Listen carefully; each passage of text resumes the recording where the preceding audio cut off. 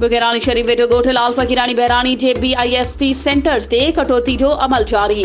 इंतज़ामिया अघूर निंड सुतल जॾहिं त ॻोठ लाल फ़क़ीर बहिराणी में Uzair communication Danish communication device holder Zeeshan Bahirani तरफ़ां सरेआम मुस्तहिक औरतुनि जी रक़म मां कयल कटौती वारा वीडियो साम्हूं अची विया।